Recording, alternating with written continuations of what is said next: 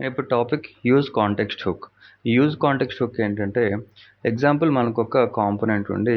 అంటే ఒక main component. ఈ యాప్ కాంపోనెంట్‌లో మనకొక 3 కాంపోనెంట్స్ ఉన్నాయి. Component A, component B and component C. ఈ కాంపోనెంట్స్ లోపల ఇంకొన్ని కాంపోనెంట్స్ ఉన్నాయి. ఇవి చైల్డ్ కాంపోనెంట్స్. ఈ చైల్డ్ కాంపోనెంట్స్ లోపల ఉన్న కాంపోనెంట్స్ గ్రాండ్ చైల్డ్ కాంపోనెంట్స్. ఇలాగా ఈ హైరార్కీనే డామ్ ట్రీ అంటారు. ఇప్పుడు నాకు ఒక డేటా ఉండి, ఈ డేటాని నేను చైల్డ్ కాంపోనెంట్స్ లోపల ఉన్న గ్రాండ్ చైల్డ్ కాంపోనెంట్స్కి పాస్ చేయాలనుకున్నాను. అప్పుడు ప్రొసీజర్ ఏంటి? ఫస్ట్ మనం కాంపోనెంట్ ఏకి పంపించి, ఆ తర్వాత కాంపోనెంట్ ఏ లోపల ఉన్న చైల్డ్ కాంపోనెంట్స్కి పంపించి, ఆ నెక్స్ట్ లెవెల్లో అప్పుడు ఈ గ్రాండ్ చైల్డ్ కాంపోనెంట్స్కి డేటా అనేది పాస్ అవుతుంది. అది కాంపోనెంట్ బి కావచ్చు, అలాగే కాంపోనెంట్ సి కూడా కావచ్చు. సో ఇంత ప్రొసీజర్ అంటే ఇన్ని స్టెప్స్ దాటి డేటా అనేది గ్రాండ్ చైల్డ్ కాంపోనెంట్కి రీచ్ అవ్వాలి అంటే ఆ ప్రాసెస్ అనేది చాలా లెంతీ అవుతుంది. సో దీన్ని సింప్లిఫై చేసేదే ఈ యూజ్ కాంటెక్స్ట్ హుక్. యూజ్ కాంటెక్స్ట్లో మనం ఒక కాంటెక్స్ట్ క్రియేట్ చేసి ఒక ప్రొవైడర్ ద్వారా మన అప్లికేషన్లో కాంపోనెంట్ ఎక్కడ ఉన్నప్పటికీ డేటా అనేది చాలా ఈజీగా పాస్ చేయొచ్చు. ఇదే use context taluka concept. And ఈ యూజ్ కాంటెక్స్ట్ ఇంప్లిమెంట్ చేయడానికి కొన్ని స్టెప్స్ ఉన్నాయి. అవి మొదటిగా మనం కాంటెక్స్ట్ క్రియేట్ చేయాలి. తర్వాత ఒక ప్రొవైడర్ ఫంక్షన్, దీంతోపాటు ఒక కస్టమ్ కాంపోనెంట్ క్రియేట్ చేసి ఒక కస్టమ్ హుక్ ద్వారా మనం డేటా అనేది అప్లికేషన్లో కాంపోనెంట్స్కి పాస్ చేస్తాం. సో ఈ స్టెప్స్ ఇంప్లిమెంట్ చేస్తూ మనం రియల్ టైంలో ఈ యూజ్ కాంటెక్స్ట్ హుక్ ద్వారా డేటా అనేది ఎలా పాస్ చేస్తామో ఇప్పుడు ప్రాక్టికల్గా చూద్దాం. ఫస్ట్ ఆఫ్ ఆల్ నేను మన ప్రాజెక్ట్ లోపల ఒక కంటైనర్ అని ఒక ఫోల్డర్ క్రియేట్ చేసి, ఈ ఫోల్డర్ లోపల ఒక 5 కాంపోనెంట్స్ క్రియేట్ చేశాను. అవే ఒకటి ఢిల్లీ, ఇంకొకటి ముంబై, మూడోది కోల్కతా, నాలుగోది హైదరాబాద్, ఐదోది బెంగళూరు. ఇక్కడ కాన్సెప్ట్ ఏంటంటే నాకు ఒక గిఫ్ట్ ఉంది. ఈ గిఫ్ట్ని నేను బెంగళూరు అనే కాంపోనెంట్కి పంపించాలనుకుంటున్నాను. అయితే ఇక్కడ కాంపోనెంట్స్ అనేవి ఒకదాని లోపల ఒకటి ఉన్నాయి. అంటే ఇక్కడ ఈ ఢిల్లీ కాంపోనెంట్ లోపల ఈ ముంబై అనే కాంపోనెంట్ ఉంది. ఈ ముంబై కాంపోనెంట్ లోపల ఈ కోల్కతా అనే కాంపోనెంట్ ఉంది. ఈ కోల్కతా లోపల హైదరాబాద్ అనే కాంపోనెంట్, ఈ హైదరాబాద్ లోపల ఈ బెంగళూరు అనే కాంపోనెంట్ ఉంది. ఇప్పుడు ఈ డేటాను రిసీవ్ చేసుకోవాలి అంటే ఈ బెంగళూరు అనే కాంపోనెంట్ ఇన్ని కాంపోనెంట్స్ని దాటి ఫైనల్గా ఈ బెంగళూరు అనే కాంపోనెంట్ రిసీవ్ చేసుకోవాలి. సో ఈ ప్రాసెస్లో ఈ కాంపోనెంట్కి డేటా రావాలి అంటే ఈ డేటా అనేది యాప్ కాంపోనెంట్ అంటే మెయిన్ కాంపోనెంట్లో ఉంది. ఫస్ట్ ప్రాప్స్ ద్వారా ఈ ఢిల్లీ అనే కాంపోనెంట్ ఈ డేటాను రిసీవ్ చేసుకొని, తర్వాత ఈ ముంబై అనే కాంపోనెంట్కి పంపించి, ఈ ముంబై అనే కాంపోనెంట్ కోల్కతాకి, కోల్కతా నుంచి హైదరాబాద్కి, ఫైనల్గా ఈ హైదరాబాద్ నుంచి బెంగళూరు అనే కాంపోనెంట్ డేటా రిసీవ్ చేసుకుంటే అప్పుడు ఈ డేటా రిసీవ్ చేసుకొని అవుట్పుట్ ఇలా ఉంటుంది. సో ఈ యాపిల్ అనేది మన మెయిన్ కాంపోనెంట్ యాప్ కాంపోనెంట్ నుంచి వస్తుంది. సో ఇన్ని స్టేజెస్ దాటి ఈ హైరార్కీలో డామ్ ట్రీలో ఉన్న లాస్ట్ కాంపోనెంట్ అంటే మన బెంగళూరు అనే కాంపోనెంట్ డామ్ ట్రీలో లాస్ట్లో ఉంది. సో ఇప్పుడు నార్మల్గా మనం డేటా పంపించాలంటే ప్రాప్స్ ద్వారా ఇన్ని కాంపోనెంట్స్ దాటి ఫైనల్గా బెంగళూరు అనే కాంపోనెంట్ డేటా పంపించాలి. సో ఈ ప్రాసెస్ని సింప్లిఫై చేస్తూ ఈ కాంపోనెంట్కి డైరెక్ట్గా డేటాను పాస్ చేసేదే ఈ యూజ్ కాంటెక్స్ట్ హుక్. ఈ యూజ్ కాంటెక్స్ట్ ఇంప్లిమెంట్ చేయాలంటే ఫస్ట్ ఆఫ్ ఆల్ మనం ఒక కాంటెక్స్ట్ క్రియేట్ చేయాలి. సో దానికోసం మన అప్లికేషన్ లోపల ఎస్ఆర్సి ఫోల్డర్లో ఒక ఫోల్డర్ తీసుకొని ఈ ఫోల్డర్కి కాంటెక్స్ట్ అని ఒక పేరు పెట్టాను.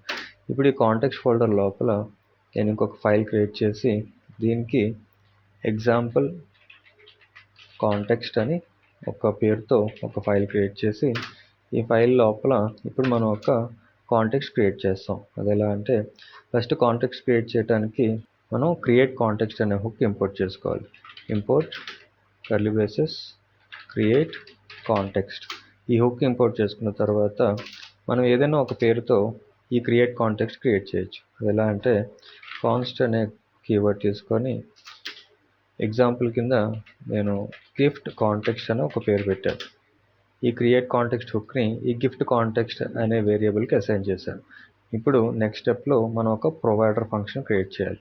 ఈ ప్రొవైడర్ ఫంక్షన్ ఏంటంటే మనం ఏదైనా ఒక పేరుతో ఒక యారో ఫంక్షన్ క్రియేట్ చేసి ఇక్కడ నేను గిఫ్ట్ ప్రొవైడర్ అని ఒక ఫంక్షన్ తీసుకొని ఇది ఒక యారో ఫంక్షన్. ఈ యారో ఫంక్షన్కి పారామీటర్ లోపల మనం చిల్డ్రన్ అనే ప్రాప్స్ పాస్ చేయాలి. అంటే కర్లీ బ్రేసెస్ తీసుకొని ఈ కర్లీ బ్రేసెస్ మధ్యలో చిల్డ్రన్ ఇలాగా ఒక ప్రాప్స్ పాస్ చేయాలి. అండ్ నెక్స్ట్ స్టెప్లో ఒక యూజ్ స్టేట్ డిఫైన్ చేసి ఈ యూజ్ స్టేట్కి నేను సర్ప్రైజ్ అని ఒక స్టేట్, సెట్ సర్ప్రైజ్ అని సెట్ స్టేట్, దీనికి యూజ్ స్టేట్ కింద ఈ యూజ్ స్టేట్ ఇంపోర్ట్ చేసుకోవాలి. తర్వాత ఈ సర్ప్రైజ్కి వాల్యూ కింద ఇక్కడ నేను యాపిల్ అని పాస్ చేస్తున్నాను. ఇక్కడ మనకు ఒకటి కన్నా ఎక్కువ వాల్యూస్ ఉంటే మనం ఒక ఆబ్జెక్ట్ క్రియేట్ చేసి ఆ ఆబ్జెక్ట్ని ఈ సర్ప్రైజ్కి అసైన్ చేయొచ్చు. అండ్ ఈ ఫంక్షన్ మనకు ఒక అవుట్పుట్ రిటర్న్ చేస్తుంది, అదే ఒక కాంపోనెంట్. ఇక్కడ మనం ఒక కస్టమ్ కాంపోనెంట్ క్రియేట్ చేయొచ్చు. అది ఎలా అంటే ఈ రిటర్న్ కీవర్డ్ తీసుకొని మనం ఆల్రెడీ క్రియేట్ చేసిన గిఫ్ట్ కాంటెక్స్ట్కి ప్రొవైడర్తో పాస్ చేయాలి. అది ఎలా అంటే ఒక స్టార్టింగ్ అండ్ క్లోజింగ్ ట్యాగ్స్ తీసుకొని ఇక్కడ గిఫ్ట్ కాంటెక్స్ట్, దీనికి ఒక ప్రొవైడర్, ఇది ఇలాగే రాయాలి. ఇలాగా ఒక ఎలిమెంట్ క్రియేట్ చేయాలి. ఈ ఎలిమెంట్ క్రియేట్ చేసిన తర్వాత ఈ ఎలిమెంట్కి మధ్యలో మనం ఫంక్షన్కి పాస్ చేసిన ప్రాప్స్, అదే ఈ చిల్డ్రన్ని ఈ ఎలిమెంట్ లోపల పాస్ చేయాలి. కర్లీ బ్రేసెస్ తీసుకొని చిల్డ్రన్. ఇప్పుడు ఇది ఒక కస్టమ్ కాంపోనెంట్. ఇప్పుడు ఈ కస్టమ్ కాంపోనెంట్కి మనం ఒక వాల్యూ కూడా పాస్ చేయాలి. ఈ వాల్యూ అనేది మన యూజ్ స్టేట్ నుంచి వస్తుంది. ఇక్కడ ఈ వాల్యూకి డబుల్ కర్లీ బ్రేసెస్ తీసుకొని ఈ సర్ప్రైజ్ అండ్ సెట్ సర్ప్రైజ్, దీన్ని ఇలాగే రాయాలి. అంటే ఈ డబుల్ కర్లీ బ్రేసెస్ మధ్యన ఈ స్టేట్ అండ్ సెట్ స్టేట్ ఇక్కడ పాస్ చేయాలి. ఇక్కడ ఈ యూజ్ స్టేట్ నుంచి వస్తున్న వాల్యూ ఇప్పుడు ఈ కాంపోనెంట్ ద్వారా అప్లికేషన్లో డేటా కింద పాస్ అవుతుంది. అండ్ ఇప్పుడు మనం ఒక కస్టమ్ హుక్ క్రియేట్ చేయాలి. ఇక్కడ చూడండి, మనం ఆల్రెడీ ఇక్కడ 3 స్టెప్స్ కంప్లీట్ చేసాం. ఒకటి కాంటెక్స్ట్ క్రియేట్ చేసాం, రెండోది ఫంక్షన్ క్రియేట్ చేసాం, అండ్ మూడోది కాంపోనెంట్ కూడా క్రియేట్ చేసాం. ఇప్పుడు కస్టమ్ హుక్ క్రియేట్ చేసి మన డేటా అనేది పాస్ చేయొచ్చు. అది ఎలా అంటే ఫస్ట్ మనం కస్టమ్ హుక్ క్రియేట్ చేయడానికి ఇక్కడ నేను యూజ్ డేటా అనే పేరుతో ఒక కస్టమ్ హుక్ క్రియేట్ చేస్తున్నాను. ఇది ఒక యారో ఫంక్షన్ క్రియేట్ చేసి ఫస్ట్ మనం యూజ్ కాంటెక్స్ట్ ఇంపోర్ట్ చేసుకోవాలి. అది ఎలా అంటే ఇక్కడ యూజ్ కాంటెక్స్ట్, ఇది ఒక హుక్. సో దీన్ని ఇంపోర్ట్ చేసుకొని ఇక్కడ కామా కూడా ఇవ్వాలి. ఇప్పుడు ఈ యూజ్ కాంటెక్స్ట్కి మనం క్రియేట్ చేసిన ఈ గిఫ్ట్ కాంటెక్స్ట్ని అసైన్ చేయాలి. సో దీన్ని కాపీ చేసి ఇక్కడ యూజ్ కాంటెక్స్ట్ హుక్కి పాస్ చేశాను. సేవ్ చేసి ఇప్పుడు మన ఈ ఫంక్షన్ దాంతోపాటు ఈ కస్టమ్ హుక్, ఈ రెండు కూడా ఎక్స్పోర్ట్ చేయాలి. అప్పుడు మాత్రమే ఈ కాంటెక్స్ట్ ద్వారా వస్తున్న డేటాని మనం అప్లికేషన్లో పాస్ చేయగలుగుతాం. ఇక్కడ ఎక్స్పోర్ట్, ఈ ఫంక్షన్ కూడా ఎక్స్పోర్ట్, ఈ రెండు ఎక్స్పోర్ట్ చేసి ఇప్పుడు ఈ గిఫ్ట్ ప్రొవైడర్ అనేది ఒక కాంపోనెంట్. మనం నెక్స్ట్ స్టెప్లో మన మెయిన్ కాంపోనెంట్ అంటే app.jsx అనేది మన మెయిన్ కాంపోనెంట్. ఈ మెయిన్ కాంపోనెంట్ లోపలే మన కాంపోనెంట్స్ అన్నీ కూడా రెండర్ అవుతున్నాయి.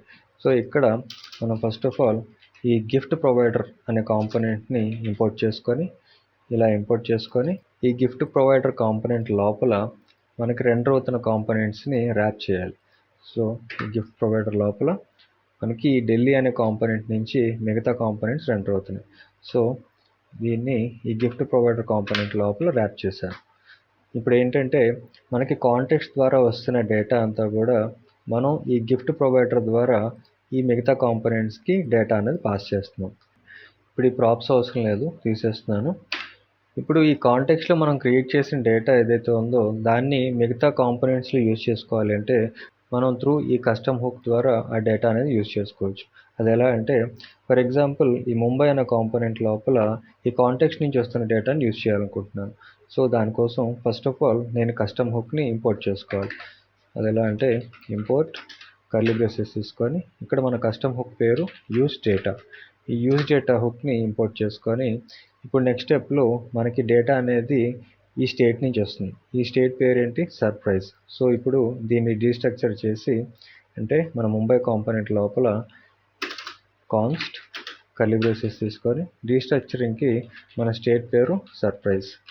ఇప్పుడు ఈ సర్ప్రైజ్ని ఈ యూజ్ డేటా హుక్కి అసైన్ చేయాలి. అంటే యూజ్ డేటా ఇలా. ఇప్పుడు ఈ సర్ప్రైజ్ ద్వారా మనకి మన కాంటెక్స్ట్లో ఉన్న డేటా అనేది మన కాంపోనెంట్కి రీచ్ అవుతుంది. ఇప్పుడు ఈ డేటాను అవుట్పుట్ చేయాలంటే మనం సింపుల్గా JSXలోకి వెళ్ళి ఫర్ ఎగ్జాంపుల్ నేను ఒక h2 ట్యాగ్ తీసుకొని ఒక కర్లీ బ్రేసెస్ మధ్యలో ఈ సర్ప్రైజ్, ఇక్కడ స్పెల్లింగ్ తప్పు ఉంది, సర్ప్రైజ్ ఓకే. మన కాంటెక్స్ట్లో కూడా మనం సర్ప్రైజ్ అనే పాస్ చేసాం. ఓకే, మన ముంబై కాంపోనెంట్లో ఇక్కడ నేను ఒక స్టేట్మెంట్ కూడా రాస్తాను. My name is curly braces తీసుకొని ఇక్కడ సర్ప్రైజ్ అని ఈ స్టేట్ని పాస్ చేశాను. ఓకే, ఇప్పుడు సేవ్ చేసి అవుట్పుట్కి వెళ్తే చూడండి మై నేమ్ ఈజ్ యాపిల్ అని మనకి ఇక్కడ రిటర్న్ అయింది. ఇది ఎక్కడుంది? ఈ ఢిల్లీ, ముంబై ఈ కాంపోనెంట్ లోపల మనకు అవుట్పుట్ అనేది వచ్చింది. ఇప్పుడు ఇదే డేటాని నేను వేరే కాంపోనెంట్లు యూజ్ చేసుకోవాలన్నా సరే సేమ్ ప్రాసెస్. ఫర్ ఎగ్జాంపుల్ ఈ బెంగళూరు అనే కాంపోనెంట్లో నేను ఈ డేటాని చూపించాలి అంటే ఫస్ట్ ఈ కస్టమ్ హుక్ ఇంపోర్ట్ చేసుకొని ఇక్కడ మన custom hook use data import చేసుకున్న తర్వాత మన కాంపోనెంట్లోకి వెళ్ళి రీస్ట్రక్చర్ చేసి ఇక్కడ మన వేరియబుల్ సర్ప్రైజ్ అంటే మన స్టేట్ సర్ప్రైజ్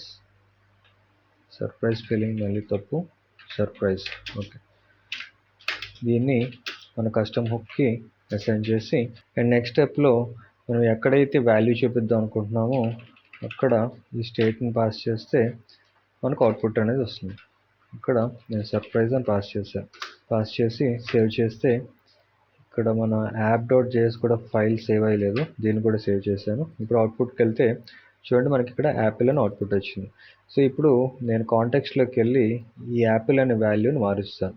దీన్ని ఫర్ ఎగ్జాంపుల్ బనానా అని రాశారు. సేవ్ చేస్తే ఇప్పుడు అవుట్పుట్లో చూడండి మనకి ఎక్కడెక్కడైతే యాపిల్ అని రిటర్న్ అయిందో అక్కడ ఈ వాల్యూ మారి మనకి బనానా అని ఇప్పుడు అవుట్పుట్ వచ్చింది. సో ఇలాగ మనం యూజ్ కాంటెక్స్ట్ ద్వారా మల్టిపుల్ కాంపోనెంట్స్కి డేటా అనేది పాస్ చేయొచ్చు. అయితే మనం ఇప్పటివరకు ఒక సింగిల్ వాల్యూసే ఇలాగా యాపిల్ అని బనానా అని పంపించి కాంపోనెంట్స్లో చూపిస్తున్నాం. ఇన్ కేస్ మనకి మల్టిపుల్ వాల్యూస్ ఉండి ఆ వాల్యూస్ని మల్టిపుల్ కాంపోనెంట్స్లో చూపించాలి అంటే ఇప్పుడు మన యూజ్ స్టేట్కున్న వాల్యూస్ని ఒక ఆబ్జెక్ట్లా క్రియేట్ చేసి ఈ ఆబ్జెక్ట్ లోపల కీ వాల్యూ పేర్స్ కింద మనం డేటాను ఫామ్ చేయొచ్చు. ఫర్ ఎగ్జాంపుల్ ఇక్కడ నేను గేమ్ అని ఒక కీకి వాల్యూ కింద క్రికెట్ అని రాశాను. తర్వాత క్యాప్టెన్ అనే కీకి వాల్యూ కింద ధోని అని రాశాను. సేవ్ చేశాను. ఇప్పుడు అవుట్పుట్కి వెళ్ళి చూస్తే చూడండి మనకు అవుట్పుట్లో ఏమీ లేదు. ఎందుకు అంటే ఇప్పుడు మన స్టేట్కున్న వాల్యూస్ని మార్చాం కాబట్టి. ఇప్పుడు మన స్టేట్కి అసైన్ చేసిన కొత్త వాల్యూస్ని గెట్ చేయాలంటే మనం కాంపోనెంట్లోకి వెళ్ళి ఈ కాంపోనెంట్లో ఆల్రెడీ మన స్టేట్ని డీస్ట్రక్చర్ చేసాం. సో ఈ డీస్ట్రక్చర్ చేసిన స్టేట్ నుంచి వస్తున్న వాల్యూస్ని మన JSXలో చూపించాలి అంటే ఇక్కడ మన స్టేట్కి అసైన్ చేసిన కీ ఒకటి గేమ్, ఇంకొకటి క్యాప్టెన్. ఫర్ ఎగ్జాంపుల్ నేను ఈ బెంగళూరు కాంపోనెంట్ లోపల ఈ గేమ్ని అవుట్పుట్ చేయాలనుకున్నాను. సో దానికోసం surprise.game ఇలా రాసి సేవ్ చేశాను. అండ్ నెక్స్ట్ ఇంకో కాంపోనెంట్లో అంటే మన ముంబై కాంపోనెంట్లో ఇలాగే మనం సర్ప్రైజ్ని కూడా అవుట్పుట్ చేసాం. దీనికి surprise.captain ఇలా రాసి సేవ్ చేశాను. ఎందుకు అంటే ఇక్కడ మనకి ఒకటి గేమ్, ఇంకొకటి క్యాప్టెన్, ఈ రెండు కీస్ నుంచి మనకి వాల్యూస్ అనేవి అవుట్పుట్ అవుతున్నాయి. సో ఇప్పుడు అవుట్పుట్కి వెళ్ళి చూస్తే చూడండి ఒక దాంట్లో మనకి ధోని అని రిటర్న్ అయింది, ఇంకో దాంట్లో క్రికెట్ అని రిటర్న్ అయింది. సో ఇలాగా మన యూజ్ కాంటెక్స్ట్ ద్వారా ఈ డేటా అనేది ఇండివిజువల్గా మన కాంపోనెంట్స్కి పాస్ చేసి మనకు కావాల్సిన డేటాని కావాల్సిన కాంపోనెంట్లో ఇలాగా అవుట్పుట్ చేసి చూపించవచ్చు. అండ్ మీరు కూడా ఈ యూజ్ కాంటెక్స్ట్ బాగా ప్రాక్టీస్ చేయండి. మనకి రియల్ టైంలో రియాక్ట్ ప్రాజెక్ట్స్ మీద వర్క్ చేసేటప్పుడు డేటాని ఈ కాంపోనెంట్స్ పాస్ చేయడంలో ఈ కాన్సెప్ట్ బాగా ఉపయోగపడుతుంది.